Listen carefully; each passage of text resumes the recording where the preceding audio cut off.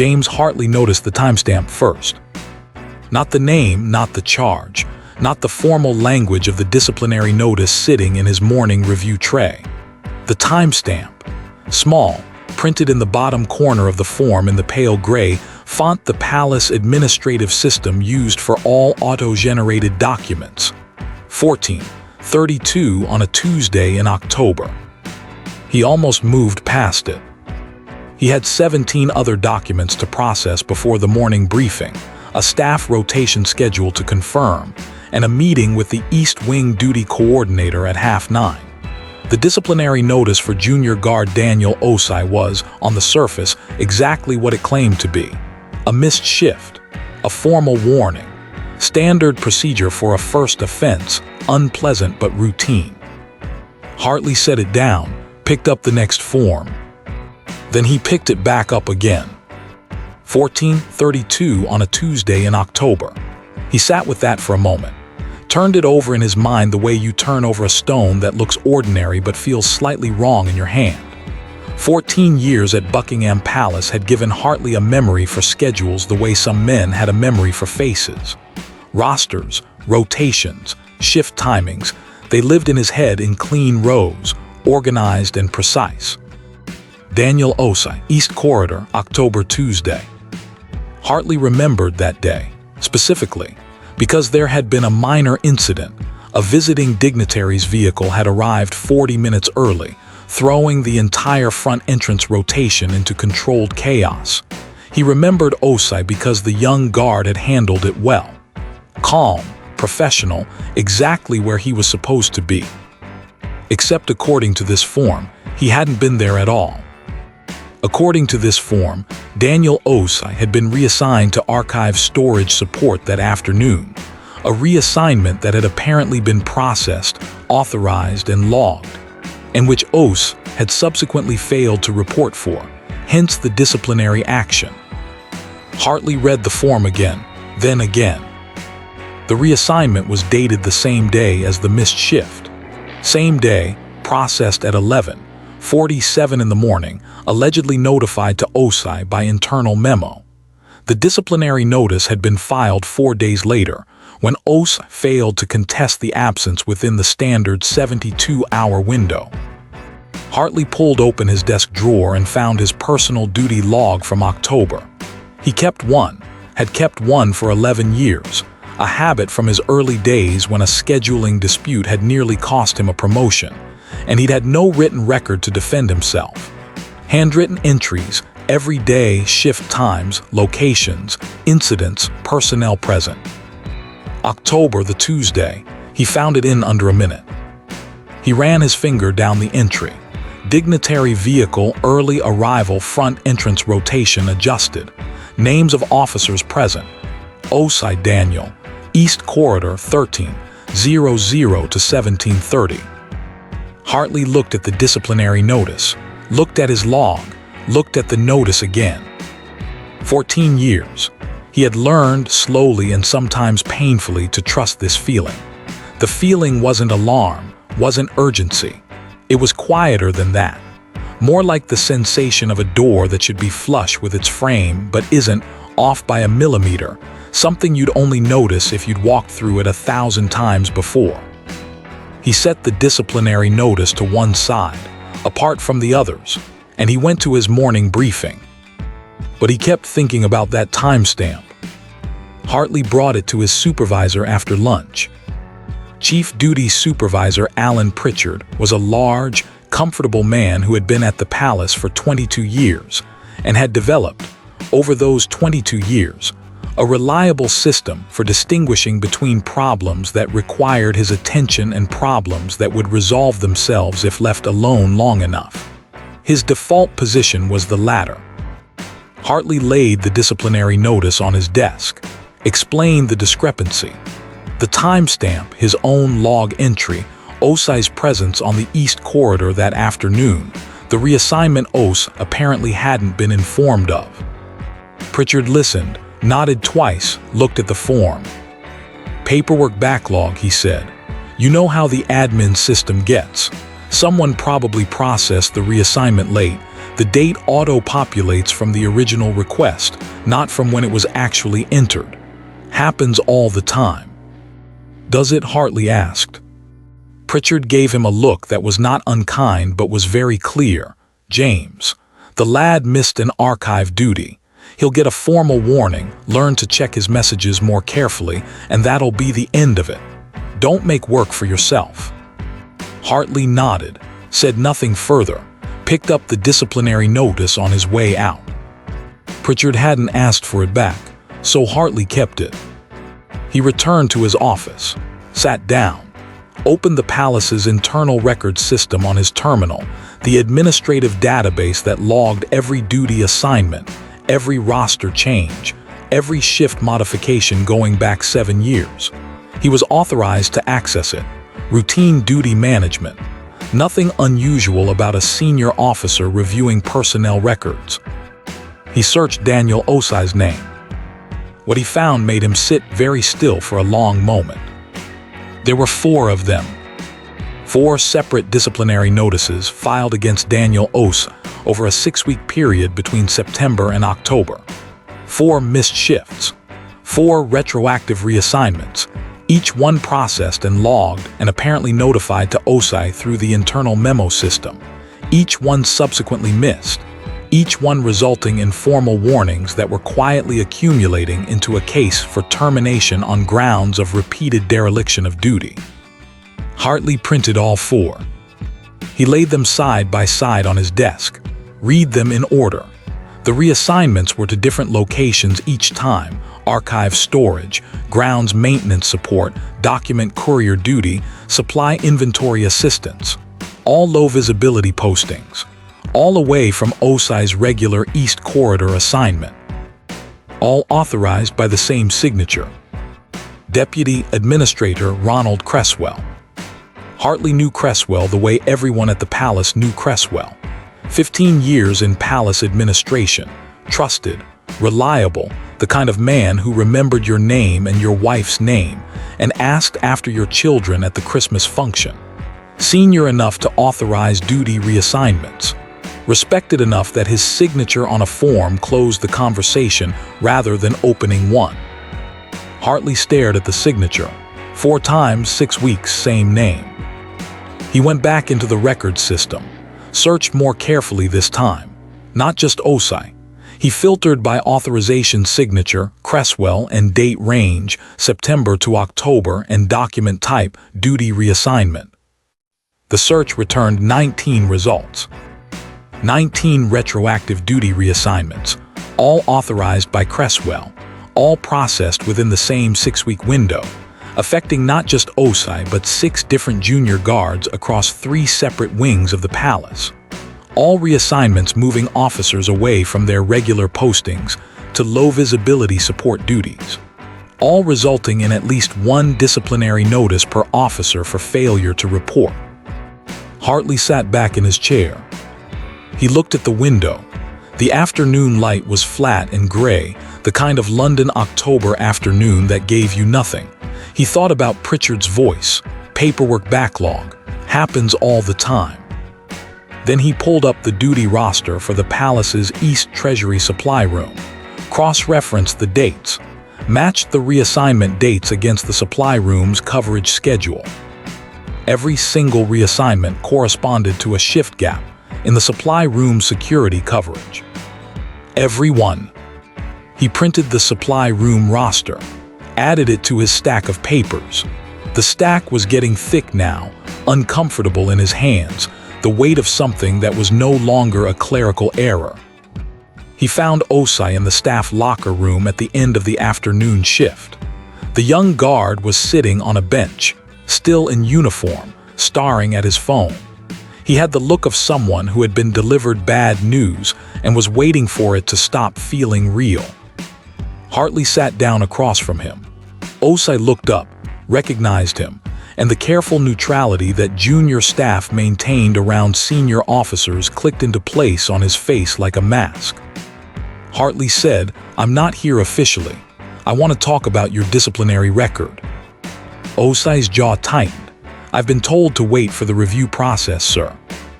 "I know, This isn't the review process. I'm asking you personally, as someone who has been at this palace a long time, what do you remember about those 4 shifts? Osei was quiet for a moment. Then the mask slipped just slightly, the way it does when someone has been holding something carefully for too long. I remember all of them, he said. I was there. Every one of those days I was on my regular posting. I logged in, I did my hours, I logged out. Did you receive reassignment notices on those days? No, he said it flatly, definitively. I received nothing. I checked. After the first disciplinary notice, I went through every internal memo I'd received in September and October. There was nothing from administration. No reassignments, no repostings, nothing. You keep your own records. Osei reached into his jacket, pulled out a small notebook, the kind you could buy at any newsagent spiral-bound blue cover. He held it out to Hartley. I started keeping it after my 3rd month here, he said. Someone told me to always have your own record. I wrote down every shift. Start time, end time, location, supervisor on duty, anything unusual. Hartley took the notebook, opened it to September. Read carefully. The entries were neat, consistent, precise. Dates, times, locations, observations. Exactly what his own log looked like, just younger handwriting. Every day Cresswell's paperwork claimed Osei had been reassigned. The notebook showed him on his regular posting. Times matched. Supervisors named. Details that couldn't be fabricated after the fact because they included things nobody would think to invent. A jammed door on the 3rd of October. A visiting maintenance crew on the 9th. A colleague's birthday mentioned on the 17th. Real days recorded in real time. Hartley handed the notebook back. He kept his voice even. You haven't shown this to anyone. I tried, Osei said quietly. During the first review, I brought it in. The administrator said personal logs weren't considered official documentation, that the system record was the authoritative source. Hartley stood. He said, don't resign.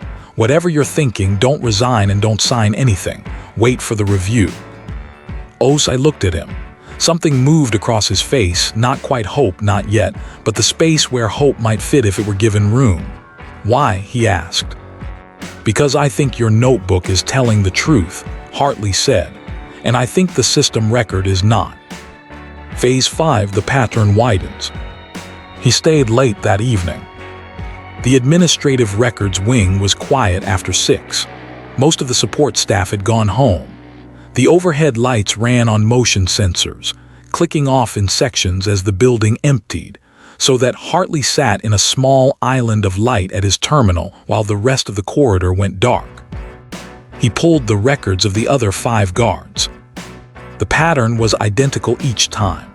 Retroactive reassignments processed by Cresswell's authorization, internal memos allegedly sent but not received, disciplinary notices filed when the officers failed to report for duties they hadn't known they were assigned to. 3 of the 5 were already facing termination proceedings. 1 had resigned 2 weeks ago, assuming the fault was his own. 1 was on medical leave, stress-related.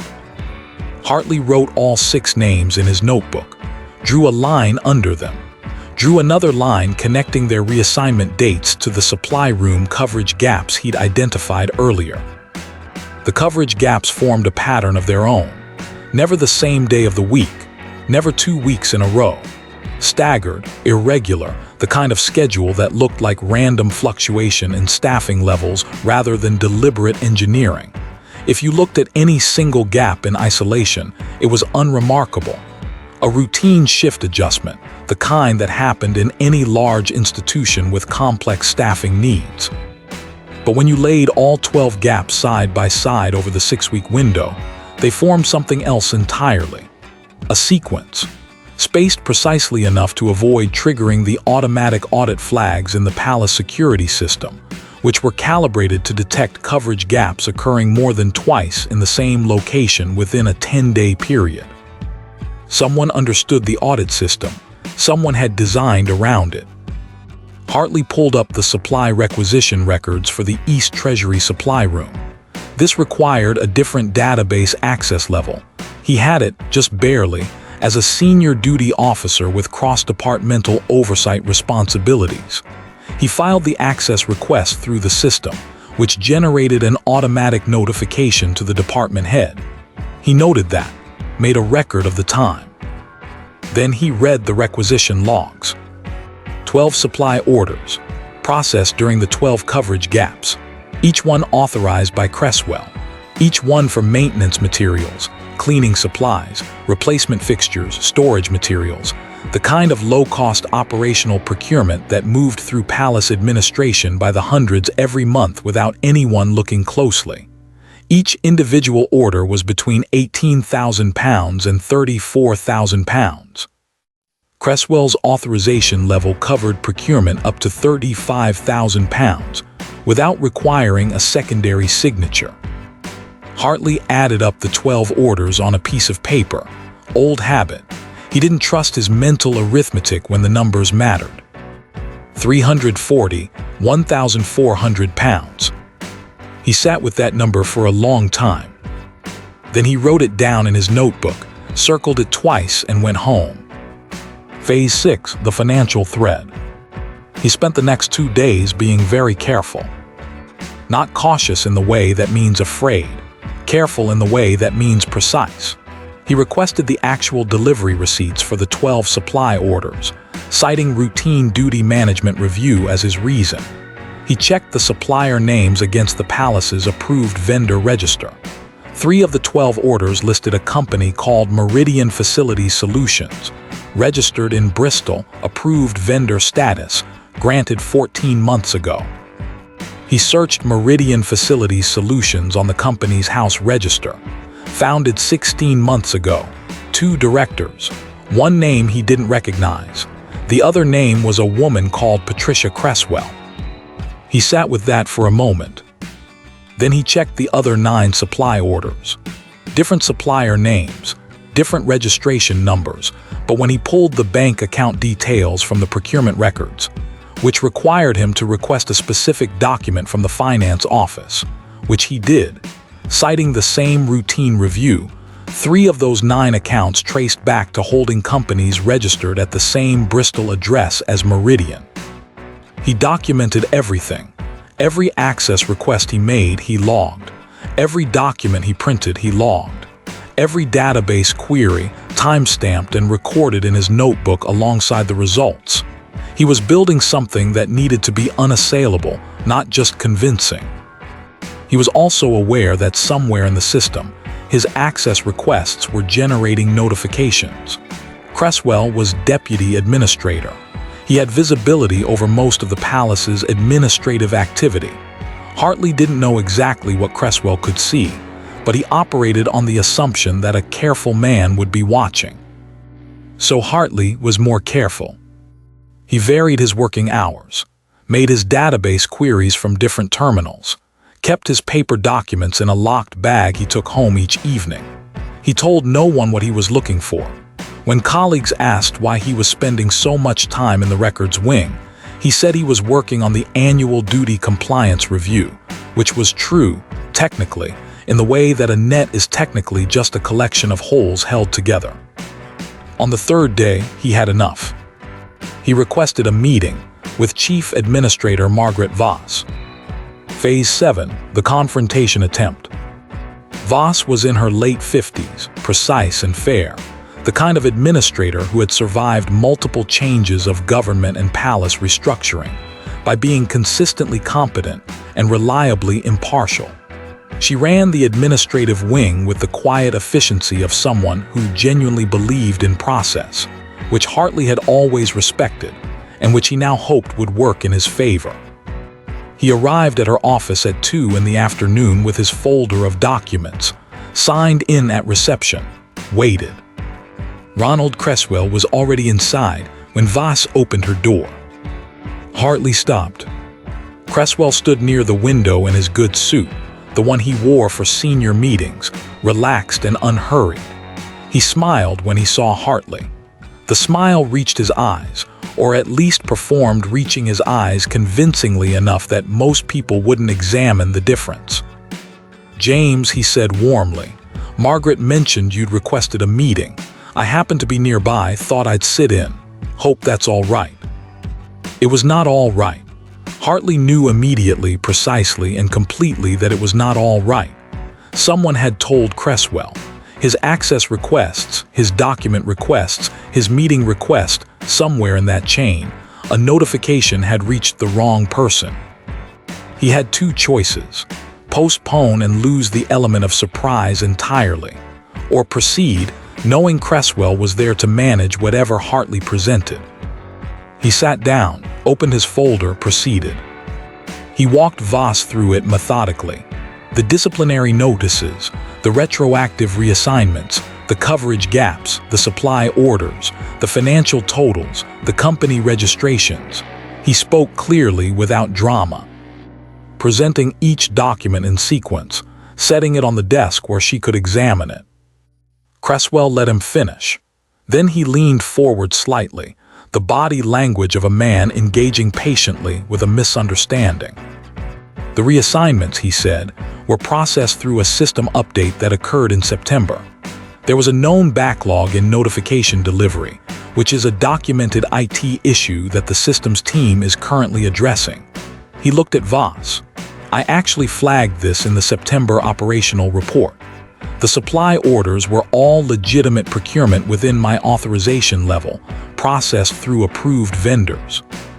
If there are registration details that look unusual, that's worth passing to finance for review." He glanced at Hartley, almost kindly. "But it doesn't constitute the pattern you're suggesting, James. You've connected a series of routine administrative events and drawn a conclusion that the data doesn't actually support." Voss looked at the documents, looked at Cresswell, looked at Hartley. "The IT notification issue is documented," she said slowly. "I remember that report." Hartley said nothing. "I think," Voss continued, "we should let the formal review process work through the disciplinary cases involving the junior officers, and I'll ask finance to take a look at the procurement records." She paused. "James, I appreciate the diligence, but I need you to step back from active investigation on this pending the formal review. Let the process work." Hartley looked at Cresswell, who was looking at the window with the expression of a man who had already moved on to thinking about his next task. "Yes, ma'am," Hartley said. He collected his documents, put them back in his folder, stood, thanked Voss for her time, nodded to Cresswell, and left. In the corridor, walking back toward the duty wing, he felt the particular cold clarity that comes when you understand exactly how alone you are in knowing something true. He kept walking. He had one more thing to check. Phase 8, the timestamp that breaks everything. He found it that evening, working alone, at a terminal in the records archive on the building's lower floor, a room that required keycard access and which generated no shared activity log visible to departmental administrators. He had gone back to the original documents, not the summary records, not the system printouts, but the raw timestamped activity logs for each document in the database. The behind-the-scenes record that the administrative system generated automatically for every file, logging every creation event, every modification, every authorization action, down to the second. Most people didn't know this log existed. It was a back-end feature, designed for IT auditing, not for routine administrative use. Hartley knew about it because 3 years ago, he had served on a cross-departmental working group reviewing the palace's data governance systems, and a very thorough IT coordinator named Priya Shah had walked them through every layer of the database architecture with the enthusiasm of someone who genuinely loved what they did. He pulled the activity log for the 4th supply requisition order, the one dated the 9th of October. The document creation timestamp, 1447. Cresswell's authorization timestamp, 1436. Hartley stared at the screen. He authorized the document 11 minutes before it was created. He read it again, checked he hadn't misread the columns, checked the document reference number against the printed copy in his folder, checked it a third time. 1436, authorization recorded. 1447, document created. 11 minutes. Cresswell's signature on an approval that existed before the request it was approving had been filed, which meant the authorization had been created first, as a template, and the request document had been backdated to appear to precede it.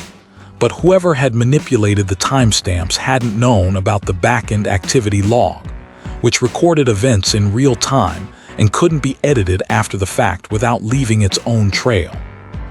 Hartley took out his phone, photographed the screen, photographed it again from a slightly different angle to ensure the document reference numbers were legible in both images, emailed the photographs to his personal email address, his home email address, and a third account he had created that afternoon at a library on his lunch break. Then he sat quietly for a moment in the empty archive room with the hum of the server cooling systems around him and the weight of 11 minutes resting in his hands. He did not call Voss. He did not go to Pritchard. He thought about Osai's notebook, sitting in the young guard's jacket pocket while administrators told him his own clear memory of his own working days was not considered official documentation. He called Metropolitan Police Financial Crimes Unit directly. He had a contact there, Detective Sergeant Carol Ferreira, whom he had met during a security coordination meeting 2 years ago, and whose direct number was in his phone because he had kept it on the same instinct that made him keep his duty log, just in case. She answered on the third ring. Hartley identified himself, said, "I have documentary evidence of financial fraud inside Buckingham Palace, and I have reason to believe an internal meeting held today has already alerted the primary suspect. I need to speak to someone tonight." There was a brief pause on the line. "Stay where you are," Ferreira said. "I'll be there in 40 minutes. Phase 9, arrest and unraveling." She was there in 34. Hartley walked her through everything in the archive room. The documents, the photographs, the activity log, the financial totals, the company registrations. He spoke without emphasis, just sequence, one fact after another, and watched her read everything he handed her with the focused stillness of someone who was already building a case architecture in her head. When he finished, she was quiet for a moment. Then she said, "The timestamp discrepancy alone is significant. Combined with the corporate registration links and the pattern you've documented, we have enough to proceed. But I want to move quickly before anything gets deleted." It was a Thursday evening. By Friday morning, Financial Crimes had a warrant. By Friday afternoon, they had Cresswell. Hartley wasn't there for the arrest. He heard about it afterward from Ferreira in the measured language of someone who dealt professionally in events that were dramatic and tried not to let that show. Cresswell had been at his desk, composed initially. Then they told him what they had specifically, the activity log, and the composure had left his face the way color leaves a room when a light goes out. He'd asked for a lawyer immediately, hadn't said another word. The investigation that followed moved with the momentum of something that had been waiting to move. Financial Crimes, working with Palace Internal Audit and the Metropolitan Police, traced the full scope of the scheme over the following 3 weeks. It had been running for 4 years. Not just the 6-week window Hartley had identified. That was merely the most recent operational phase. Before that, different methods, smaller amounts, a gradual escalation as Cresswell tested what the system would absorb without triggering review. Total amount, just under £1.2 million. 6 Palace staff members were identified as knowing participants, 3 in the supply chain, 2 in the finance processing team, 1 in it who had assisted with the document timestamp manipulation and had not, apparently, known about the back-end activity log either. All 6 were arrested within 10 days of Cresswell. The Meridian Facilities Solutions Company was wound up by court order. Its bank accounts were frozen. Patricia Cresswell, who investigators determined had been a knowing participant in the scheme, was arrested at her home in Bristol on a Tuesday morning. She did not appear surprised. Daniel Osei's disciplinary record was reviewed and formally expunged. All 6 affected junior guards received the same, records cleared, apologies issued in writing, back pay calculated and processed. The guard who had resigned 2 weeks earlier was contacted and offered reinstatement. The one on medical leave was offered an extended support package and a return-to-work plan when he was ready. Osei, when Hartley found him in the corridor the day after the formal reinstatement notice went out, looked like a man who had been carrying something very heavy and had just been allowed to set it down. He shook Hartley's hand with both of his own and didn't say much, because some things don't improve with words. Hartley understood. Phase 10, Justice and Quiet Recognition. Ronald Cresswell pleaded guilty on 7 counts, including fraud by false representation, misconduct in a public office, and conspiracy to commit theft. The sentencing came 4 months after the arrest, 11 years. His legal team had sought a reduction on grounds of his length of service and previous clean record. The judge, reading the sentencing remarks in a tone that suggested she found those arguments unpersuasive, declined. The 5 co-conspirators received sentences ranging from 18 months to 6 years, depending on the degree and duration of their involvement. The IT employee, who cooperated fully with investigators from the first day of questioning, received a suspended sentence and a civil recovery order. Margaret Voss called Hartley into her office 2 weeks after the sentencing. She was alone this time. She sat behind her desk and looked at him with the expression of a woman who was choosing her words carefully because she had thought about this conversation for some time. She said, "I want to acknowledge that when you brought this to me in October, I did not handle it correctly. I accepted a reassurance I should have questioned, and because of that, you had to go outside the palace to be heard." Hartley said nothing. He wasn't being difficult. He genuinely didn't have anything to add to that. "What you did," Voss continued, "was methodical, disciplined, and entirely correct. You documented everything. You protected the evidence. You made sure there was a record at every stage that couldn't be challenged." She paused. "That is not standard. Most people in your position would have stopped after the first meeting." Hartley thought about Osei's notebook. The handwritten entries, the jammed door on the 3rd of October, the maintenance crew on the 9th. Real days, recorded in real time, dismissed as unofficial. "I had a good example," he said. 3 days later, a letter arrived at his office. Palace letterhead, handwritten brief. He read it twice, folded it, and put it in the inside pocket of his jacket next to his duty log. New administrative protocols were implemented over the following 6 months. The back-end activity log, previously known only to the IT department, was integrated into the standard audit review process. Supply requisition authorizations above £10,000 now required dual signature regardless of the authorizing officer's clearance level. Duty reassignment notifications were moved to a system requiring officer confirmation receipt, with automatic escalation if confirmation wasn't received within 4 hours. Small changes, procedural, technical, boring to read about. The kind of changes that don't make news and don't get remembered unless you know what they're protecting against. Hartley was assigned to the working group that designed them.